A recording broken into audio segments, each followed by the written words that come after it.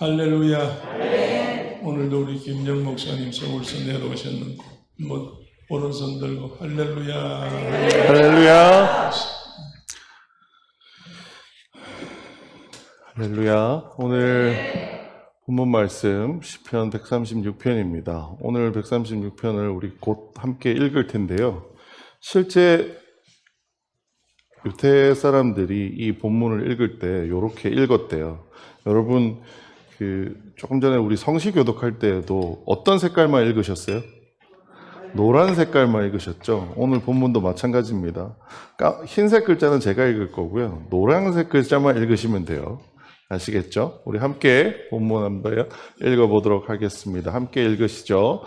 여호와께 감사하라. 그는 선하시며 그 인자하심이 영원하리로다. 신들 중에 뛰어난 하나님께 감사하라. 그 인자하심이 영원하리로다. 주들 중에 뛰어난 주께 감사하라. 그 인자하심이 영원하리로다. 홀로 큰 기이한 일들을 행하시는 이에게 감사하라. 그 인자하심이 영원하리로다. 지혜로 하늘을 지으신 이에게 감사하라. 그 인자하심이 영원하리로다. 땅을 물 위에 펴신 이에게 감사하라. 그 인자하심이 영원하리로다. 큰 빛들을 지으신 이에게 감사하라. 그 인자하심이 영원하리로다. 해로 낮을 주관하게 하신 이에게 감사하라. 그 인자하심이 영원하리로다. 달과 별들로 밤을 주관하시게 하신 이에게 감사하라. 그 인자하심이 영원하리로다. 애굽에 장자를 치신 이에게 감사하라. 그 인자하심이 영원하리로다. 이스라엘을 그들 중에서 인도하여 내신 이에게 감사하라. 그 인자하심이 영원하리로다. 강한 손과 펴신 팔로 인도하여 내신 이에게 감사하라. 그 인자하심이 영원하리로다. 홍해를 가르신 이에게 감사하라. 그 인자하심이 영원하리로다. 이스라엘을 그 가운데로 통과하신 이에게 감사하라. 그 인자하심이 영원하리로다. 바로와 그의 군대를 홍해에 엎드려뜨리신 이에게 감사하라. 그 인자하심이 영원하리로다. 그의 백성을 인도하여 광야를 통과하게 하신 이에게 감사하라. 그 인자하심이 영원하리로다. 큰 왕들을 치신 이에게 감사하라. 그 인자하심이 영원하리로다. 유명한 왕들을 죽이신 이에게 감사하라. 그 인자하심이 영원하리로다. 아모리인의 왕 시혼을 죽이신 이에게 감사하라. 그 인자하심이 영원하리로다. 바산 왕 옥을 죽이신 이에게 감사하라. 그 인자하심이 영원하리로다. 그들의 땅을 기업으로 주신 이에게 감사하라. 그 인자하심이 영원하리로다. 곧 그 종 이스라엘에게 기업으로 주신 이에게 감사하라. 그 인자하심이 영원하리로다. 우리를 비천한 가운데서도 기억해 주신 이에게 감사하라. 그 인자하심이 영원하리로다. 우리를 우리의 대적에게서 건지신 이에게 감사하라. 그 인자하심이 영원하리로다. 모든 육체에게 먹을 것을 주신 이에게 감사하라. 그 인자하심이 영원하리로다. 하늘의 하나님께 감사하라. 그 인자하심이 영원함이로다. 아멘. 시편 136편 여러분 많이 읽어보셨죠? 처음 보시는 분들보다는 여러 번 많이 읽어보셨을 거예요. 이 시편은 원래 이렇게 읽는답니다. 그래서 뒤에서도 잠깐 말씀드리겠지만 저희 학교에 시편을 가르치시는 교수님은 시편 136편의 부제를 뭐로 달아놓으셨냐면 쾌지나 칭칭나네로 달아놓으셨습니다. 이해가 되시죠? 예, 여러분 쾌지나 칭칭나네는 쾌지나 칭칭나네만 똑같고요. 앞에는 선창하시는 분이 뭐가 그렇게 즐거운지를 막 그날의 상황에 따라서 붙여 부르면 뒤에는 청중들이 쾌지나 칭칭나네를 같이 하는 것처럼 되어 있는 그런 형식으로 되어 있는 시편입니다. 오늘은 이 시편 136편을 통해서 우리가 도대체 어떻게 감사해야 될까에 대한 이야기들로 나누려고 합니다. 저희 담임 목사님은 굉장히 익숙하신데요. 제가 정말 잘 못해서 잘 안 하는 게 하나 있어요. 그게 뭐냐면 담임 목사님 설교하실 때 시작하시면 어떻게 하세요? 옆에 분들 보시고 인사 이거 하시잖아요. 저 그거 되게 어색해서 잘 못해요. 근데 오늘은 좀 해보려고 합니다. 여러분 옆에 분들 보시고 이렇게 한번 인사해 보겠습니다. 추석 고향에 잘 다녀오셨습니까? 잘 다녀오셨죠? 원래는 추석날, 추석 주간에 해야 되는 말씀인데 오늘은 한 주 지나서 이 말씀을 여러분께 전하게 되었습니다. 여러분, 추석은 어떤 날일까요? 추석. 이게 추석이 가을 추자에 석이 밤석자더라고요. 그래서 가을밤이에요, 가을밤. 무슨 노래 제목 같죠? 가을밤. 자, 추석이 어떤 날인가 해가지고 여러 가지로 찾다 보니까 재밌는 정의를 발견을 했어요. 다른 나라 사람들이 우리나라의 추석이라고 하는 것을 뭐라고 설명할까 찾던 중에 여러분, 추석을 영어로 뭐라고 하는지 아세요? 찾아보니까 이렇게 돼 있더라고요. 코리안 땡스기빙 데이입니다. 땡스기빙 데이 뭐죠?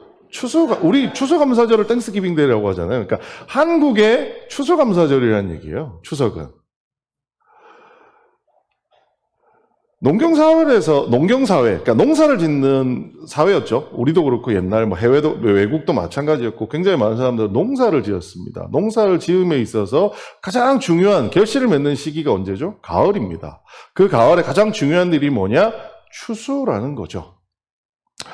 그 추수에 대한 부분을 감사하는 일인데, 여러분, 한 해 농사 잘 지으셨어요? 요즘은 농사를 안 짓죠. 그러다 보니 추수감사절의 의미가 많이 퇴색된 것 같아요. 근데 옛날 농부들을 생각해 보면서 우리가 오늘을 생각해 보자면, 추수할 때 대해서 농부들은 생각을 할 것 같아요. 올해 이 추수 거둔 것들을 보면서 내가 이것을 어떻게 추수할 수 있었지? 라는 생각을 할 것 같습니다. 여러분, 어떤 이유에서 이렇게 멋지게 잘 추수를 할 수 있었다라고 생각할까요? 화면을 보시는 것처럼 내가 고생했잖아. 내가 수고했잖아. 그렇게 생각하지 않으시겠어요? 농사를 지어보신 분들도 계실 거고요. 저는 농사는 지어본 적은 없고 예전에 농화를 가본 적은 있는데, 추수만 해도 너무 힘들더라고요. 허리가 너무 아파요. 그런데 1년 내내 그 일을 하신 농부들 입장에서는 추수 누구 덕분에 하는 거예요? 내 덕분에 하는 거잖아요. 내 노동력이 이만큼이나 들어갔으니까 가을에 추수하는 거 아니에요? 이렇게 생각하기 쉽습니다만, 실제 우리의 선조들도 지혜로웠던 것 같아요. 그들도 추석이란 날을 만든 이유는 이 모든 추수가 자기의 노력의 결과물이라고 생각하지 않았던 것 같습니다. 뭐요? 햇빛이 있어서 곡식이 자랐죠. 자라기 위해선 땅이 비옥해야 되죠. 비가 와야 되죠. 바람이 불어야 되죠. 태풍도 피해 가야 되죠. 그래야지 농사가 성공한다는 것을 농부들은 너무 잘 알고 있었어요. 햇빛이 비치지 않는다면 농작물이 자랄 수 있을까요? 흙이 비옥하지 않다면, 비가 오지 않는다면, 바람이 불지 않는다면, 때때로의 태풍이 혹시 우리 논을 지나간다면 과연 추수가 가능했을 거냐라는 거죠. 그래서 옛날 우리 농부들 혹은 우리 옛날 농경사회에서 추석이라고 하는 날은 이렇게 농부들의 수고뿐만 아니라 햇빛, 땅, 비, 바람, 피해간 태풍들을 잊게 해주는 어떠한 존재에게 감사하는 날이었다라는 겁니다. 자, 여러분, 옛날엔 누구한테 감사하셨어요? 누구에게 감사했을까요? 이거 불경스러울지 모르겠지만 참고 삼아서 보여드립니다. 여러분, 제사 지내보신 분들은 아실 텐데요. 추석 날은 제사라고 하나요? 제사라고 하지 않습니다. 그렇죠? 네. 추석 날은 여러분 저도 이걸 공부를 한참 했어요. 전 제사 차례 이런 걸 지내본 적이 없어가지고 찾아보니까 제사 음식을 차리는 방법과 차례 음식을 차리는 방법이 다르더라고요. 제사를 하는 시간과 차례를 하는 시간이 달라요. 제사 지낼 때 지방도 쓰고 희한한 걸 다 한다는데 차례는 그런 게 하나도 없어요. 네. 제사가 아니라 차례라고 부르는 이유는, 제사는 돌아가신 분을 기억하는 날이라면 차례는 우리에게 농사 지을 때 그 수많은 햇빛, 태양, 바람 이런 것들을 과거의 분들은 조상이 나를 도와주셔서 이러한 것들을 도와주셔서 우리가 추수를 할 수 있게 됐다라는 감사의 의미로 드리는 제사를 드리다 보니 그걸 제사라고 하지 않고 차례라고 불렀다는 거죠. 자, 기독교에서는 여러분, 요즘도 돌아가신 분들을 두고 제사를 지내는 분도 계시고요. 하지만 이제는 내가 정말 제대로 예수님을 믿어야겠다는 생각으로 제사를 드리지 않고 추도 예배를 드리는 경우가 있습니다. 그런데 이게 아직 잘 전달이 되지 않다 보니 추석날도 추도 예배를 드립니다. 근데 사실 원래 이 전통들을 잘 해석해 보면요, 추석날은 추도 예배를 드리는 날이 아니라, 왜? 옛날에도 제사를 드리는 게 아니라 뭘 드렸어요? 추석날? 차례를 드렸어요. 그것처럼 기독교에서 이것을 대신한다라고 하게 되면 차례는 뭘로 바뀌어야 되느냐? 추도 예배가 아니라 감사 예배로 바뀌어야 된다는 거죠. 저도 이번 추석에 내려오지 못하고 저는 저희 장모님을 모시고 함께 추석을 지나게 되었는데요. 저는 장인어른이 조금 일찍 돌아가셔서 저 역시 사실 이런 사실을 모르다 보니 혹시 이렇게 명절 때 장모님 함께 모시고 이렇게 명절을 세게 되면 저도 추도 예배를 드렸었어요. 근데 이번에 이 본문을 준비하다가 저도 알게 되다 보니 이번 추도 예배에서는 추도 예배가 아닌 감사 예배로 드리게 되었습니다. 자, 예배를 드리면서 저희 오늘도 와 있는 아들과 딸, 그 다음에 저희 아내, 그리고 장모님 이렇게 앉아가지고 한 상에 둘러앉아서 추석날 아침에 감사 예배를 드리는데요. 물었습니다. 요즘 무엇에 감사한가요? 라고 얘기했더니 저희 꼬맹이들한테 제일 먼저 물었겠죠. 저희 꼬맹이 중에 한 명이 탁 하면서 아주 막 정확하게 탁 답을 하는 거예요. 뭐라고 그러냐면 게임기가 생겨서 감사해요. 그렇죠. 범사에 감사라고 했으니까 감사할 만하죠. 근데 저 말은 살짝 잠깐 이렇게 바꿔보니까 이렇게 느껴지더라고요. 게임기가 생겨서 좋아요. 여러분, 감사한다는 건 뭘까요? 사실 그리스도인은 저는 예전에는 사랑하는 사람이라고 말씀을 드렸습니다. 그리스도인은 사랑을 잘하는 사람이에요. 학교 선생님은 가르치는 사람이고요. 기독교인은 뭐라고요? 사랑을 행하는 사람이에요. 왜요? 사랑을 받은 사람이기 때문에. 그러면 우리가 이웃에게는 사랑하는 사람이어야 되지만 우리가 하나님을 향하는 사랑은 뭐가 되어야 되나요? 감사가 되어야 된다는 거죠. 그러다 보니 그리스도인은 감사를 잘하는 사람이기도 합니다. 그렇다면 그리스도인에게 온전한 감사란 무엇일지, 오늘 시편 136편은 어떻게 말씀하고 있는지, 우리가 감사해야 될 주제들은 어떠한 것들이 있는지 한번 쭉 살펴보려고 합니다. 시편 136편, 김정호 교수님이 항상 이 시편만 보면 쾌지나 칭칭나네, 여러분 들어보셨죠? 그러면서 뭘 보여주셨어요. 보면 쾌지나 칭칭나네, 여러분 원래 가사 아세요? 쾌지나 칭칭나네 그 민요의 원래 가사를 알고 계신 분 사실 대부분 없으세요. 왜냐하면 쾌지나 칭칭나네는 원래 가사가 있나요? 없어요. 그냥 앞에서 선창하시는 분이 뭐라고 이렇게 부르면 뒤에 쾌지나 칭칭나네 이렇게 가는 거죠. 사실 오늘 말씀도 보면 그렇게 구전되어 온 노래 같은 시인데 그동안에 얼마나 많은 사람이 감사의 주제들을 던졌겠어요. 근데 마지막 누군가가 이것을 시로 요약을 하면서 정말 그 중에 중요한 감사의 주제들만 잘 정리해 놓은 것이 시편 136편입니다. 그래서 우리는 시편 136편을 그저 재미나는 쾌지나 칭칭나네의 노래 가사처럼 보기도 해야 되지만 또 하나는 이 안에 숨어 있는 우리가 하나님께 감사해야 되는 것이 무엇이 있는지를 살펴볼 수 있는 좋은 자료이기도 합니다. 자, 첫 번째 이렇게 시작합니다. 여호와께 감사하라. 그는 선하시며 그 인자하심이 영원함이로다. 신들 중에 뛰어난 하나님께 감사하라. 그 인자하심이 영원함이로다. 주들 중에 뛰어난 주께 감사하라. 그 인자하심이 영원함이로다. 여기 노란색으로 적혀있는 게 다 뭐죠?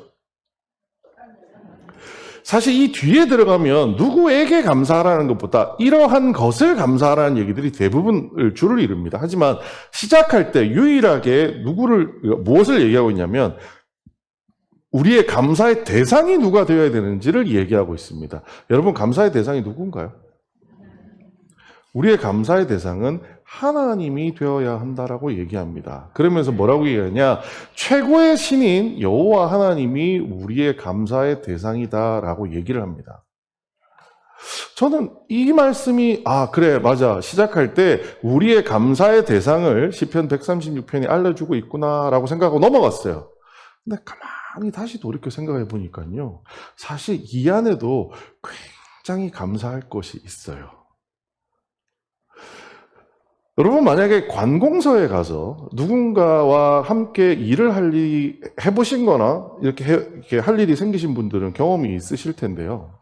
맨 말단의 직원의 내 친구예요. 그러면 관공서 가서 일하는 게 쉬워요? 어려워요? 조금 쉬워집니다. 그렇죠? 그런데 중간 계급쯤에 있는 사람을 알아요. 그럼 어떻게 돼요? 더 쉬워집니다. 자, 그런데 맨 꼭대기에 있는 경남도청 도지사를 안다. 그럼 어떻게 돼요? 다 돼요. 물론 요즘은 뭐 그러면 안 된다라고 얘기는 하지만 우리가 일상적으로 살면서 뭐 관공서뿐만 아니라 어떤 회사와 일을 함에 있어서도 작은 인연 하나가 맨 아래쪽에 있는 말단 직원이더라도 도움이 됩니다. 그렇죠? 하물며 그 회사 사장을 내가 안다면 얼마나 좋겠어요. 오늘 시편 136편을 시작하면서 시편 기자가 우리한테 얘기해야 되는 첫 번째 감사의 주제는 뭐냐 하면 여러분은 하나님이 여러분의 아버지라는 것에 대해 감사해야 된다는 거예요. 그리고 그 하나님이 누구라고요? 신들 중에 뛰어난 신이고요. 주들 중에 뛰어난 주라는 겁니다. 쉽게 말해서 여러분의 거래처의 최고 회장님을 여러분이 알게 됐다라는 거죠. 여러분 감사하지 않으세요? 네. 여러분 SK 가서 일을 해야 되는데 내가 최태원 회장을 알아요. 전화를 하면 전화했어? 이러고 받아요. 얼마나 좋을까요? 여러분 이거에 대해서 감사해 보신 적이 있으세요? 저는 사실 이거에 굉장히 무디입니다. 왜일까요? 저는 태어나면서부터 그냥 예수를 믿었던 사람이에요. 그러다 보니 이 감각이 없습니다. 물론 또 다른 어떤 저에겐 장점은 있지만, 하지만 여러분, 다른 신을 믿거나 혹은 예수님을 믿지 않다가 뒤늦게 예수님을 믿게 된 분들에게는 이 느낌이 무엇인지 좀 더 분명하실 거라고 생각돼요. 근데 여러분, 이거에 대해서 감사하고 계세요? 우리는 분명히 감사해야 될 것은 하나님께 감사해야 된다는 것도 아주 중요하지만 또 하나는 내가 하나님께 감사하게 해주신 것도 하나님의 은혜라는 사실에 감사하시는 여러분들이 되시기를 부탁드립니다. 내가 여호와 하나님을 안다는 것도 우리가 크게 감사해야 되는 주제 중에 하나라는 거죠. 이것에 대해서 감사하고 계신가요? 꼭 오늘 이후부터는 여러분의 감사 기독 제목 안에 이것들이 여러분의 감사의 주제가 되기를 부탁드리겠습니다. 자, 그 다음부터는 뭔가 조금 구체적인 일들을 가지고 감사의 주제를 얘기하고 있습니다. 홀로 큰 기이한 일들을 행하시는 이에게 감사하라. 그 인자하심이 영원함이로다.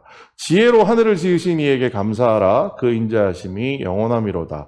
땅을 물 위에 피신 이에게 펴신 이에게 감사하라. 그 인자하심이 영원함이로다. 큰 빛들을 지신 이에게 감사하라. 그 인자하심이 영원함이로다. 해로 낮을 주관하게 하신 이에게 감사하라. 그 인자하심이 영원함이로다. 달과 별들로 밤을 주관하신 이에게 감사하라. 그 인자하심이 영원함이로다. 자, 여기 구절은 무엇을 얘기하고 있는 것 같나요? 우리가 감사해야 될 주제로 첫 번째, 혼자서 큰 기이한 일들을 행하신 이에게 감사해라 라고 얘기한 다음에 지혜로 뭐를 지으셨어요? 그 다음에 또 뭐를 하셨어요? 땅과 물을 만드셨다라고 얘기하세요. 그 다음에요, 큰 빛들을 지으셨고요. 그 큰 빛을 통해서 낮과 밤을 주관하게 하셨다라는 얘기가 나와요. 이거 성경 어디에 나오는 얘기죠? 창세기에 나오는 이야기입니다. 사실 이 이야기를 그냥 간략하게 그려보면 이런 거예요. 홀로 큰 기적을 행하신 이에게 감사해라. 누구요? 하나님이 천지를 창조하셨다는 거잖아요. 하나님이 천지를 창조하시면서 어떤 기업과 합작해서 창조하셨나요? 아니요. 혼자서 창조하셨다는 거예요. 근데 하나님이 창조하신 것을 크게 시편 기자는 둘로 나눠서 얘기합니다. 첫 번째는 뭐냐? 하늘과 땅과 물이라는 거고요. 두 번째는 큰 빛과 그리고 낮과 밤이라는 것으로 얘기합니다. 확실히 이게 시를 연구하는 사람들은 좀 다른가 봐요. 총신대학교 김정우 교수님, 아까 쾌지나 칭칭나네를 말씀하셨던 그 교수님은 이 본문을 가지고 뭐라고 얘기하시냐면 하늘과 땅과 물을 창조하신 분에게 감사하라고 하는 그 구절을 두고 뭐라고 해석을 하셨냐 하면 내가 사는 공간을 만드신 하나님께 감사하라는 거예요. 자, 두 번째, 큰 빛 그리고 낮과 밤은 뭘까요? 내가 사는 시간이라는 겁니다. 여러분, 그냥 하나님이 천지를 창조하셨습니다 라고 얘기하는 것과 내가 살고 있는 공간을 만드시고 내가 살아가야 하는 시간을 만드신 분이 하나님이다 라고 얘기하면 여러분에게는 어떻게 받아들여지세요? 창세기에서 하나님이 말씀하실 때는 모든 것이 그냥 하나하나 하나님의 뜻대로 만들어졌습니다 라고 말씀하고 계시지만 시편에서 얘기하는 것을 주제로 가만히 우리가 이것을 감사해야 되는 이유까지 연결해서 다 보자면 사실 하나님이 혼자서 기이한 일, 천지를 창조하신 가장 큰 이유는 뭘까요? 여러분이 뭔가를 만든다고 한번 생각해 보죠. 무언가를 만든다라고 했을 때 맨 처음 만드는 게 제일 중요한가요? 맨 끝에 만드는 게 제일 중요한가요? 사실 맨 끝에 만드는 게 제일 중요하지 않나요? 그리고 김정우 교수님이 쓰신 글을 제가 읽어보면서 저도 감탄을 했는데 뭐라고 얘기하시냐면 하나님의 천지창조는 하나님이 원하는 세계를 만들기 위해서 내가 멋진 부루마블을 만들 거야 라고 해서 만드신 게 아니라 하나님이 사랑하는 사람을 위해서 미리 만들어 주신 게 뭐냐? 그게 하나님이 만드신 천지창조의 세계라는 겁니다.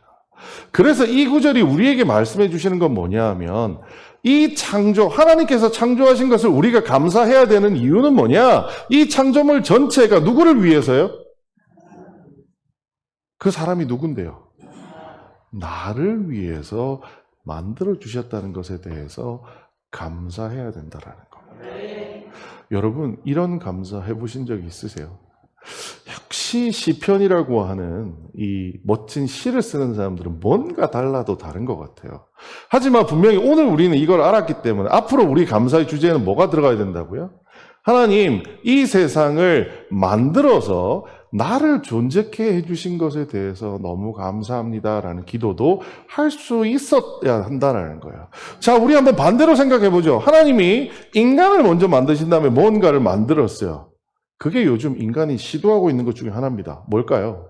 달에 인간을 보내거나 화성에 인간을 보내는 일이에요. 어떻게 돼요? 인간은 나오자마자 죽어요. 근데 하나님은 인간이 살아갈 수 있는 환경을 충분히 만들어 놓으신 다음에 인간들을 그곳에 창조하게 해주셨다는 것에 대해서 우리는 감사해야 된다는 거죠. 하지만 여기서 더 나아가서 더 감사해야 될 게 있어요. 뭐냐? 우리를 위해서 세상을 창조하셨어요, 하나님은. 그렇죠? 그런데 우리는 그 세상을 어떻게 쓰고 있나요? 우리는 하나님이 우리를 위해서 만들어주신 그 세상에 살고 있는데요. 우리는 그 세상을 어떻게 쓰고 있나요? 망치고 있지 않나요? 요즘 뉴스를 보면요, 정치적인 뉴스를 빼고 나면 제일 많이 나오는 뉴스가 뭐냐면 무슨 뉴스예요? 지구온난화 들어보셨어요? 환경과 관련된 뉴스들입니다. 우리는 우리나라의 정치가 되게 큰 문제인 것처럼 얘기를 하지만 전 세계적으로 가장 큰 이슈는요, 환경 문제입니다.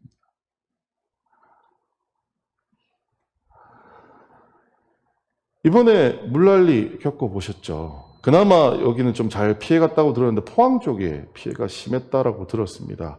그리고 그 직전에 지난번에 오셔도 제가 말씀을 드렸지만 서울에서는 때 아닌 무슨 열대 같은 비를 만났습니다. 이게 왜 이렇게 된 거예요?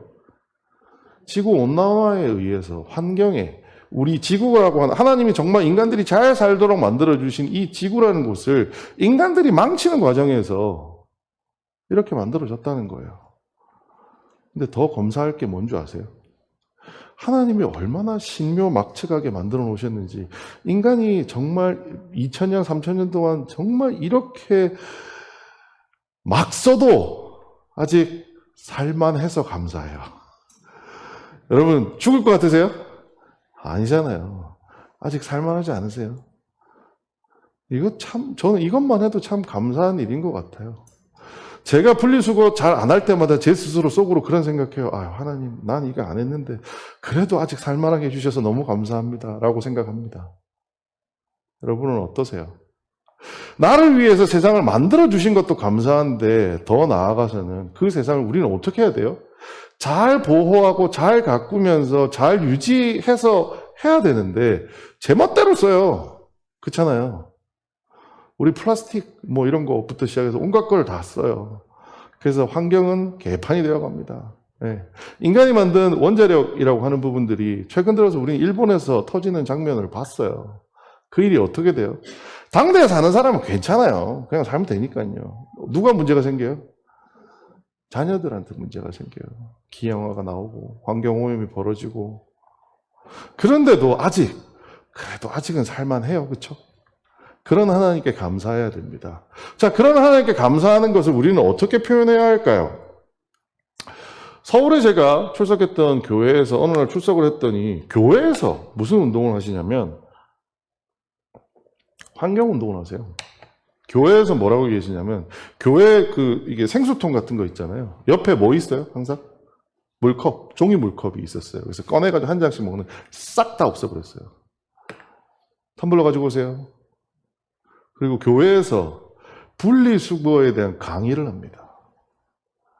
교회에서 이런 환경 보존을 어떻게 해야 되는지 사람들한테 세미나를 하고 이 운동에 동참하세요라는 얘기를 해요. 이게 실제 그 교회에서 했던 포스터 일부를 제가 좀 떼가지고 온 건데요. 전 처음에는 의아했어요. 교회에서 이걸 왜 하지? 이건 뭐 환경운동가들이 하는 거 아니야? 그런데 오늘 본문을 보면서 저는 생각을 했습니다. 누가 해야 할 일이에요? 이 세상을 하나님이 나를 위해 지어주셨다라고 생각하는 사람은 누구예요? 예수 믿는 사람들이에요. 그럼 이 보호운동을 제일 강하게 해야 되는 사람은 누구예요? 예수 믿는 사람들이에요. 왜요? 그 하나님이 나에게 선물로 주신 게 이 세상이거든요. 내 주변에 예수 믿지 않는 사람이 망친다 할지라도 우리는 어떻게 해야 돼요? 아끼고 보호해야 돼요. 남의 일이 아니라는 거예요. 그래서 저는 처음에 이 장면을 보면서 이렇게 생각했어요. 교회가 이런 일을 왜 하지? 성경 읽고 뭐 복음 전하고 이러면 되는 거 아니야? 라고 했다가 지금은 생각이 바뀌었어요. 왜요? 우리는 하나님이 세상을 우리를 위해서 창조해 주셨다라고 믿는 사람들이기 때문에 누구보다도 아니 여러분의 귀한 분이 여러분에게 물려주신 거 뭐라고 불러요? 갑오, 유물. 어떻게 하세요? 아무데나 막 그냥 집어 던져요? 귀하게 아끼고 보존해서 후세한테 물려주는 게 여러분 너무 당연한 거 아닌가요? 예수를 믿지 않는, 하나님을 믿지 않는 사람들에게는 모르겠습니다만 예수를 믿고 있는 사람에게는 이것이 진짜 우리에게 주어진 일이자 의무이자 또 하나 뭐예요? 이게 진짜 감사하는 것이라는 것을 여러분께서 꼭 기억해 주시면 좋겠습니다. 자, 지금부터 나오는 이야기들은 우리가 일상적으로 만나게 되는 우리의 감사들과 참 많이 닮아 있습니다. 애굽의 장자를 치신 이에게 감사하라. 그래서부터 쭉 읽어보면 강한 손과 피신팔로 인도하신 이에게 감사하라. 여기서 지금 얘기하는 건 뭐냐? 여러분 출애굽 사건 아시죠? 이스라엘 백성이 애굽 땅에 갇혀서 노예로 지내다가 하나님께서 출애굽 시켜주신 것에 대한 것을 구체적으로 줄에 이렇게 기록을 하면서 감사하고 있습니다. 그 다음에 무슨 얘기를 할까요? 홍해를 가르신 이에게, 이스라엘을 그 가운데로 통계하신 이에게 감사해라. 바로와 그의 군대가 홍해 안에 엎드려뜨리게 만드신 이에게 감사하라. 뭐예요? 홍해를 건너가는 기적을 일으키게 해주신 하나님께 감사하라는 거예요. 굉장히 이제 구체적인 감사의 주제들이 나오기 시작합니다. 세 번째, 그의 백성을 인도하여 광야를 통과하신 이에게 감사하라. 큰 왕들을 치신 이에게 감사하라. 유명한 왕들을 죽이신 이에게 감사하라. 자, 홍해를 건너면 가나안에 뿅 하고 들어갈 줄 알았는데 어떻게 됐어요? 광야에 40년을 머물렀어요. 그런데 참 재밌는 건 광야에 40년 동안 이스라엘 백성이 멸절되어도 되는 시간이었는데 이스라엘 백성은 고스란히 유지되면서 광야 속에서 이스라엘을 괴롭히던 수많은 왕들과 적국들이 다 하나님께서 무너뜨리는 것을 경험한 것에 대해서 감사해야 된다고 말하고 있는 거죠. 자, 그 다음에 이제는 거기에서 만났던 수많은 왕들, 그 큰 왕들의 이름을 하나하나 기록하면서 자, 아모리인의 왕 시혼을 죽이신 이에게 감사하라. 바산 왕 옥을 죽이신 이에게 감사하라. 그들의 땅을 기업으로 주신 이에게 감사하라. 곧 그 종 이스라엘에게 기업으로 주신 이에게 감사하라. 이것들을 쭉 얘기하면서 요단강 기준으로 해서 이쪽이 왼쪽이죠. 왼쪽에서 시혼과 옥을 죽였던 것, 오른쪽으로 넘어가면 그 땅을 이스라엘 백성에게 지경으로 나누어 주신 것에 대해서 감사하라고 하는 아주 구체적인 감사의 제목들이 나오는 것을 볼 수 있습니다. 여러분, 이런 감사는 여러분 익숙하시죠? 어떠세요? 여러분도 감사 되게 많이 하시잖아요. 자, 첫 번째, 우리한테 아주 익숙한 감사들에 대해서 몇 가지 원칙들이 이 시편 안에서 가르쳐 주는데요. 첫 번째, 우리가 진짜 감사해야 될 대상, 첫 번째 대상은 뭐냐? 과거에 일어난 일이라는 거예요. 오늘 우리에게 일어난 일도 감사하고요. 미래의 어떤 것에 대해서 감사도 합니다만, 사실 그것보다도 더 중요한 거, 우리가 의무적으로 당연히 해야 되는 것 중에 하나는 뭐냐? 감사의 대상은 과거에 있다라는 겁니다. 우리는 앞으로 막 너무 달려가다 보니까 어제 무슨 일이 있었는지 잊어버려요? 기억해요. 잊어버리고 갑니다. 그리고 어제 그 있었던 일이 뭐 때문이라고 생각해요? 나 때문에, 내가 잘해서 한 거 아니야? 라고 생각합니다. 하지만 우리 처음으로 다시 돌이켜 생각해보죠. 아주 옛날에 예수를 믿지 않는 사람들도 추석을 지켜서 지냈어요. 왜요? 이 모든 과거에 일어났던 모든 것들이 내 수고가 아니라 뭐 때문에요? 누군가가 돕는 사람이 있었다라는 걸 인정했다라는 거예요. 여러분, 여러분의 과거를 돌아보고 계신가요? 예전에 일기를 쓸 때 일기에 뭔 말을 써야 될지 모르겠다는 생각을 한 적 되게 많았습니다. 그런데 제가 어느 날부터인가 잠깐 SNS에 일기를 쓴 적이 있는데 뭐만 썼냐면 오늘 나에게 일어날 일들에 대한 감사만 썼습니다. 그랬더니 하루에 10줄 이상이 되더라고요. 여러분, 감사, 그리스도인으로 감사의 전문가가 되기 위해서 우리가 꼭 해야 되는 거 하나는 돌아볼 줄 알아야 된다는 겁니다. 앞으로 달려가는 것도 너무 중요하지만 우리에게 어떠한 일이 있었지? 그 일을 내가 했나? 그 일에 하나님이 어떻게 도와주셨지? 라고 하는 것을 보는 것들이 중요하다라는 겁니다. 자, 두 번째 감사의 내용은 어떻게 해야 되느냐? 우리 앞에서 읽어본 것들을 보면 막 누구를 죽인 것에 감사하고 뭐 어디에 홍해에 대한 것도 홍해를 건너게 해주신 것도 감사하지만 홍해를 갈라서 이스라엘 백성은 지나가게 해주시고 애굽 백성들은 그 안에서 물난리 나서 죽게 해주신 것도 감사하고 매우 구체적이에요. 여러분, 감사 이렇게 구체적으로 하세요? 뒤에 얘기 드리겠지만 다른 거 보실 거 없고요. 여러분, 감사원금 봉투에 뭐라고 쓰세요? 여기까지 지켜주신 것에 감사드립니다. 이렇게 적지 않으세요? 제가 그렇게 적었어요. 항상 저는 그렇게 적습니다. 뭘 감사해야 될지. 왜? 과거를 돌이켜보지 않아요. 그냥 그러다 보니 범사에 감사합니다. 이러고 그냥 쓰는 거죠. 하지만 시편 136편에 우리에게 가르쳐주는 감사의 방식은 뭐냐? 아주 구체적이어야 한다는 겁니다. 감사 헌금을 하는 게 중요한 게 절대로 아닙니다. 뒤에서 말씀드리겠지만 진짜 중요한 것은 우리에게 감사할 주제가 있다는 사실을 발견하는 거예요. 그것은 그냥 막연하게 하나님이 하셨겠지요가 아니라 굉장히 구체적으로 따져봐야 한다는 겁니다. 여러분, 지난주에 감사한 일 있으셨어요? 그리고 그 감사한 일에 여러분의 몫은 얼마이고 하나님의 몫은 얼마인지 따져보신 적이 있으세요? 우리는 이렇게 감사할 수 있는 사람이 되어야 한다는 겁니다. 자, 세 번째, 감사의 이유는 뭐가 되어야 하느냐면 내가 뭔가를 열심히 해서 잘했다거나 혹은 내 옆에 있는 누군가가 도와줘서 그 사람에게 감사하는 것이 핵심의 감사가 아니다라는 겁니다. 오늘 시편 136편의 모든 일에 대해서 감사하라의 대상이 누구예요? 하나님께 감사하는 겁니다. 자, 그리고 이 본문 한번 읽어볼까요? 그의 백성을 인도하여 광야로 통과하게 하신 이에게, 이렇게 표현합니다. 이게 무슨 얘기일까요? 누가 통과했어요? 이스라엘 백성이 통과했어요. 근데 이스라엘 백성이 자의로 통과했느냐? 아니라는 거예요. 누가 통과시켜줬어요? 누가요? 하나님이 통과시켜줬다는 겁니다. 큰 왕을 치신, 전쟁 누가 했는데요? 이스라엘 백성이 했어요. 그런데 여기서 뭐라고 얘기해요? 하나님이 그 큰 왕들을 치셨다라고 얘기하는 거예요. 우리의 감사의 주제는 뭐냐? 하나님이 하셨다라는 것을 인정해야 된다라는 겁니다. 어제를 돌아보고 감사의 주제절을 구체적으로 가져가면서 그 구체적인 감사의 내용이 내가 한 거 50이고요. 하나님이 한 게 50이에요. 가 아니라 하나님이 없으셨다면 그 일이 벌어지지 않았을 겁니다. 라고 인정하는 것이 우리가 하나님께 돌려드려야 되는 감사의 방식이어야 된다는 거죠. 자, 마지막으로 감사는 어떻게 하는 거라고요? 표현해야 합니다. 여러분 마음으로 항상 감사하는 마음 가지고 계시죠? 하나님께 항상 감사한다고 가지고 계시잖아요. 근데 여러분 그 감사를 오늘 이 시편 136편이 뭐죠? 시예요. 찬양입니다. 뭐 한 거예요? 감사하는 마음을 밖으로 끄집어내서 표현했다라는 거예요. 여러분도 마음속에 이거 생각해서 어떻게 해야지? 아닙니다. 끄집어내서 표현해야 됩니다. 어떻게 해요? 자, 어떻게 표현할 수 있을까요? 첫 번째, 기도로 표현하셔야 됩니다. 여러분 기도 굉장히 많이 하시죠?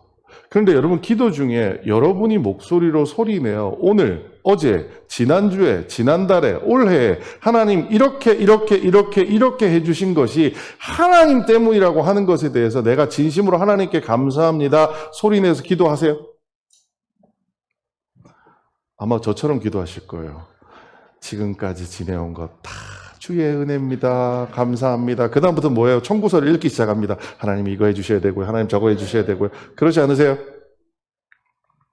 물론 초대교회는 방언으로 기도를 많이 하시니까 성령님께서 원하시는 것을 필요한 것을 기도하게 해주신다고 생각할 수 있지만 오늘 시편 136편은 방언으로 적혀 있지 않습니다. 무슨 얘기예요? 여러분이 기도하실 때 여러분 입술로 혹은 여러분이 일기를 쓰셔도 좋아요. 겉으로 드러내서 여러분의 감사할 주제들에 대해서 구체적으로 하나님께 감사할 것이 무엇인지를 입으로 혹은 글로 표현할 수 있어야 된다는 겁니다. 자, 두 번째는 뭘까요? 찬양이요. 이것도 표현하는 거죠. 기도가 아니라 찬양을 통해서 하나님 하셨다는 걸 표현하는 겁니다. 세 번째는 뭘까요? 여러분 간증하는 거예요. 앞에 나와서 하는 간증도 간증이지만 여러분들끼리 식사하시면서 간증 엄청 하시잖아요. 그렇죠? 네. 믿는 사람들끼리 간증하는 것도 중요하지만 또 다른 간증은 뭐예요? 진짜 복된 간증은 믿지 않는 자들에게 내가 경험한 예수 그리스도를 알려주는 것. 여기서 간증은 그럼 다른 말이 뭐가 되죠? 전도하는 것입니다. 그것이 여러분이 감사하는 방법이라는 거죠. 여러분에게 그만큼 감사할 일이 있었다면 누군가에게 가서 표현해야 된다는 겁니다. 그리고 마지막 감사가 뭐냐? 11조나 감사헌금. 내가 가지고 있는 물질로 하나님께 감사함을 표현한다는 겁니다. 여러분 11조를 맨 처음 하신 분이 누구예요? 아브라함입니다. 아브라함이 맨 먼저 11조를 한 이유가 뭐예요? 감사해서. 너무너무 감사해서. 그 감사를 표현하는 과정에서 내가 10의 1을 드리겠습니다 라고 얘기하는 겁니다. 두 번째, 여러분 매주 내는 감사헌금 있습니다. 감사헌금 봉투에 제발 저처럼 지금까지 지내온 거 다 주의해야 됩니다. 이렇게 좀 쓰지 마세요. 네. 왜요? 그 시간만큼이라도 여러분이 표현해 볼 수 있는 방법입니다. 저희 자녀들이 지난주 금요일이 생일이었어요. 어제 할아버지 할머니 만나서 즐겁게 식사를 하고 저녁에 했는데 할아버지 할머니가 봉투를 이렇게 탁 주셨어요. 오늘 아침에 와가지고 야 감사해야지. 감사한 걸 쓰라고 했더니 애들은 또 기가 막히게 구체적으로 잘 씁니다. 네.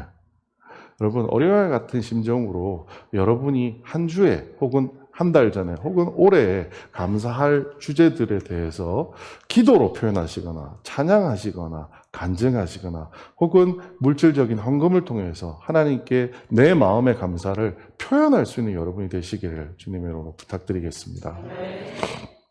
자, 다음은 이렇게 얘기합니다. 우리를 비천한 가운데서도 기억해 주신 이에게 감사하라. 우리를 우리의 대적에게서 건지신 이에게 감사하라. 모든 육체에게 먹을 것을 주신 이에게 감사하라. 요 세 단락은 사실은 이 앞에서 출애굽해서부터 땅을 받을 때까지의 길게 적었던 내용을 한편으로 요약해 놓은 것 같은 이야기입니다. 하나님이 없는 이스라엘 백성이 당할 수밖에 없는 운명이 뭐였냐? 첫 번째, 비천한테 머무를 수밖에 없었어요. 어디요? 애굽에, 노예로 머무를 수밖에 없었어요. 그 다음에 대적에게 패배할 수밖에 없는 자들이었습니다. 그리고 동물처럼 적어놨는데 먹이 활동, 먹을 거 없어가지고 굶어 죽게 생겼던 사람들이었었어요.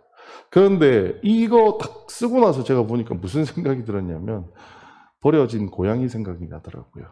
버려진 고양이 같은 이스라엘 백성을 하나님께서 구해주신 거구나 라는 생각을 하게 되었어요. 비천한 자들을 귀하게, 대적에게 패배할 수밖에 없었던 자들을 승리하게 만들어주시고 먹이 활동을 불가능했던 저런 버려진 고양이 같았던 이스라엘 백성들을 배부르게 만들어주신 것이 하나님이 우리에게, 이스라엘 백성에게 해주신 일이라는 생각이 들었어요. 자, 그런데 돌려서 얘기하자면 하나님이 없는 우리의 운명은 어떠했을까요? 여러분 생각해 보셨나요? 애초부터 하나님이 없던 분들에게는 하나님이 없다라고 하는 것이 그렇게 대단한 문제가 아닐 수 있습니다. 하지만 여러분 이제 하나님을 아시는 분들이 되셨잖아요. 그리고 그 하나님 안에서 은혜를 누리는 하나님의 백성이 된 우리에게 만약에 하나님이 없었다면 어떻게 되었을까요? 생각하기도 싫습니다. 마치 버려진 주인 없는 고아 같은 고양이같이, 새끼 고양이 같은 운명일 수밖에 없었던 우리도 하나님께서 여기까지 인도해 오셨다라고 하는 것에 대해서 감사할 수 있는 우리가 되었으면 좋겠습니다. 자, 마지막입니다. 왜 하나님은 우리를 귀하게, 승리하게, 배부르게 하실까요? 사실 이 말씀이 숨겨져 있는 시편 136편의 가장 중요한 주제입니다. 우리는 왜 하나님께 감사해야 할까요? 그 말씀이에요. 앞서서 우리가 얘기한 감사들은 우리가 알게 되는 새로운 것들에 대한 감사입니다. 첫 번째 뭐였죠? 이 세상을 만든 주중의 주이자 신중의 신인 여호와 하나님을 우리가 알게 되어서 그분께서 우리를 도우신다는 것을 알게 되었다는 것에 대해서 감사해야 된다는 거였어요. 두 번째는 뭐예요? 우리가 누리고 있는 이 공간과 이 시간들을 누가 만드셨어요? 하나님이 만드셨는데 누구 때문에 만드셨어요? 나 때문에 만들었어요. 이게 얼마나 감사한 일이에요. 그래서 우리는 그것들에 대해서 오랫동안 간직하고 보호해서 가져갈 의무가 세상의 자연보호협회가 가지는 게 아니고요. 교회에게 있다는 사실을 우리는 깨달아야 한다는 말씀을 드렸어요. 세 번째는 뭐였죠? 과거의 구체적인 사실들에 대해서 하나님께서 하셨다는 것을 우리는 하나님께 표현으로 감사하다는 것을 해야 된다라는 이야기를 드렸습니다. 하지만 이러한 감사 주제보다도 가장 중요한 감사 주제가 딱 하나 남았어요. 오늘 여러분 본문 읽으실 때 여러분 읽은 본문 뭐였죠? 그렇죠. 여러분은 딴 거 하나도 안 읽었잖아요. 그렇죠? 저만 막 다 읽고 여러분은 그 인자하심이 영원함이로다라는 본문만 읽으셨어요. 그런데 실제 그 인자하심이 영원함이로다라고 하는 히브리어 본문에는 앞에 키라고 하는 접속사가 하나 붙어 있는데요. 이 키라는 말은 왜냐하면이라는 뜻입니다.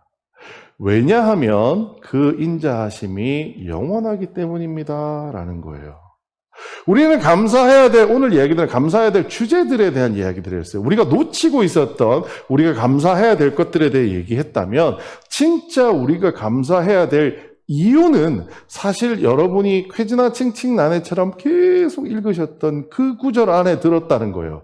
왜냐하면 그 인자하심이 영원하기 때문에 우리는 감사해야 된다는 거예요. 이 얘기가 무슨 이야기일까요? 우리가 뭔가를 잘해서 하나님께서 우리에게 뭔가를 해주셨는데 그게 우리한테 너무 좋아서 하나님께 감사한다가 아니라는 겁니다. 왜냐하면 그 인자하심이 영원하다, 영원 무궁이 많이 있으시기 때문이다라고 얘기하는 건데 저 인자하심이라는 단어, 여러분 히브리어를 몰라도 이 단어 들어보신 적 있으실까요? 여러분 헤세드라는 단어 들어보셨어요? 헤세드. 헤세드를 우리는 다른 본문에서 뭐라고 해석하냐? 은혜라고 해석합니다. 여러분, 은혜가 뭔가요? 은혜. 그냥 좋은 거 주신 게 은혜예요. 은혜를, 헤세드의 의미를 정확하게 풀어보자면 이겁니다. 내가 무언가를 잘해서 받는 것은 은혜가 아니에요. 뭐죠? 삭입니다. 삭. 월급이에요. 내가 뭔가를 해서 받는 것은 뭐예요? 삭. 월급이에요. 근데 내가 한 게 하나도 없는데 나한테 뭘 줘요. 그걸 뭐라고 하느냐? 히브리어에서 헤세드, 은혜라고 합니다. 그럼 이 얘기는 무슨 얘기일까요? 하나님이 우리에게 많은 일을 해주셨고 우리는 그것에 대해서 감사해야 된다고 얘기했어요. 근데 하나님께서 우리에게 해주신 그 많은 일이 내가 무언가를 잘해서 해주신 거예요? 아니다라는 거예요. 하나님이 우리를 사랑하시는 그 사랑 때문에 내가 어떤 상황이든 상관없이 하나님께서 우리를 사랑하시기 때문에 이 일들을 해 주시고 계신다라는 거예요. 게다가 그 사랑하심이 얼마만큼 크다고요? 영원할 만큼 크다라는 겁니다. 우리가 뭔가를 잘해서가 아니라 우리를 한없이 사랑하시기 때문에 우리가 감사하겠다라고 나오는 그 많은 것들의 주제들이 애시당초 가능했다라는 겁니다. 그럼 우리가 근본적으로 감사해야 될 것은 뭐예요?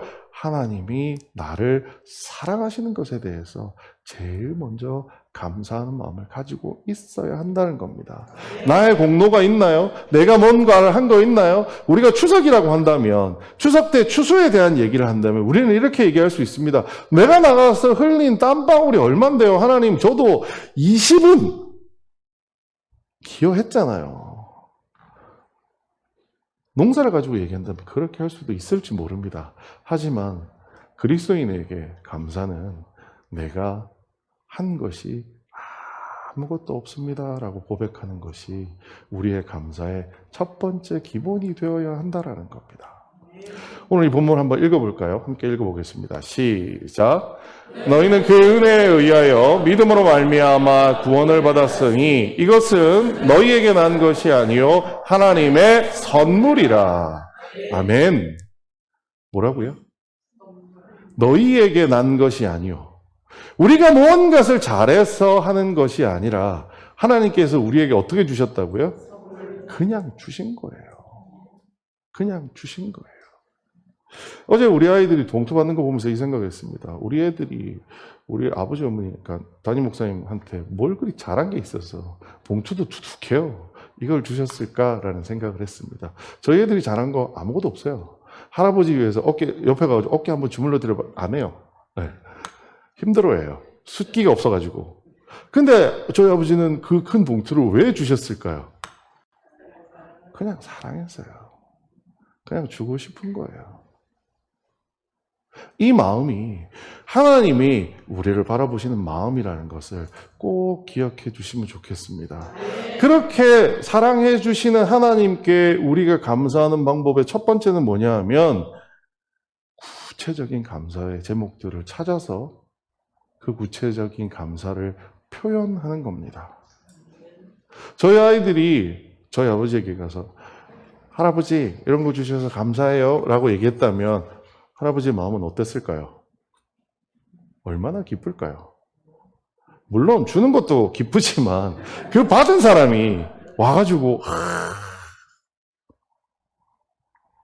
여러분 받은 은혜에 합당한 아양도 떨고 받은 은혜에 합당한 감사도 할 수 있는 여러분들이 되시기를 주님의 이름으로 부탁드리겠습니다. 감사의 주제를 두 식으로 정리해봤어요. 첫 번째 감사해야 될 게 뭐라고요? 신중의 신인 우리 하나님께 감사할 수 있어야 합니다. 저분을 우리가 알게 됐다는 것. 여러분 SK 최태원 회장을 아는 것은 굉장한 일입니다. 그렇죠? 저는 그게 저에게 있어서는 굉장히 큰 일이었어요. 물론 지금에서는 제 이름 기억도 못하겠지만. 네. 그런데 우리는 그 사람보다도 훨씬 더 높이에 있는 신중의 신의 하나님이 내 아버지 되신다는 것에 대해서 감사하고 있으신지 돌아보십시오. 자, 두 번째, 보편적인 도움으로 우리에게 주신 자연, 우리에게 주신 공간, 우리에게 주신 시간이 하나님이 나를 위해서 주셨다라고 하는 것을 꼭 기억하시면서 그건 또 어떻게 해야 돼요? 나를 위해 주셨지만 또 누구를 위해서 주셨어요? 우리 모두를 위해서, 우리 자녀를 위해서 주시기도 하셨어요. 그러면 잘 보존해서 다음 세대 이어줄 수 있는 것까지가 그리스도인들이 해야 되는 일들이라는 사실을 기억해 주시면 좋겠고요. 매 삶의 우리의 순간에 특별한 형식으로 도와주시는 것들이 많이 있을 겁니다. 그 특별하게 도와주시는 것들에 대해서도 과거를 돌아보며 구체적으로 그리고 그 감사함을 하나님의 하신 것이라고 인정해드리며 표현할 수 있는 여러분이 되기를 부탁드립니다. 하지만 이 모든 것의 근본에는 내가 뭔가를 잘해서 하나님께서 이러한 은혜를 주신 것이 아니라 하나님께서 나를 사랑하셨기 때문에 부족하고 연약한 나를 들어서 이렇게 할 수 있도록 해주셨다라고 하는 그러한 하나님의 은혜를 감사하는 마음들을 항상 여러분 마음에 갖고 잘 그대시기를 부탁드리겠습니다. 추석이 지났다고 해서 한 해가 마무리가 되는 건 아닙니다. 그렇죠? 옛날에도 추석 지나고 나서 겨울에 한 번 더 농사했잖아요. 네. 또 시작되는 그런 여러분의 또 10월, 11월, 12월 이 시간들이 하나님 안에서 감사로 넘칠 수 있는 그런 시간들이 되시기를 주님의 이름으로 부탁드리겠습니다. 기도하겠습니다. 사랑이 많으신 아버지 하나님 은혜를 감사합니다. 하나님, 우리가 감사가 참 부족하게 살았습니다. 하나님, 오늘 말씀을 통하여 우리가 감사해야 될 것이 얼마나 많은지 알게 해주시니 감사합니다. 하나님, 이 모든 것 하나하나 기억하여 우리가 매일매일 하루를 돌아보며 매주, 매달, 매년 어제를 돌아보며 하나님께서 내 삶에 무엇을 하셨는지를 인정해드리고 그리고 이것들을 우리 입으로 표현할 수 있는 저들이 될 수 있도록 주님 도와주시옵소서. 그리고 우리가 삶에 이 모든 일어나는 것들이 우리가 뭔가 대단한 일을 해서가 아니라 하나님께서 우리를 사랑하시기 때문에 이 모든 것이 가능했다는 사실을 인정하며 하나님 앞에 겸손히 감사하고 이 모든 것의 영광을 하나님께 돌려드릴 수 있는 초대교회 성도들 될 수 있도록 주님 도와주시옵소서. 모든 말씀 예수님 이름으로 기도드렸습니다. 아멘.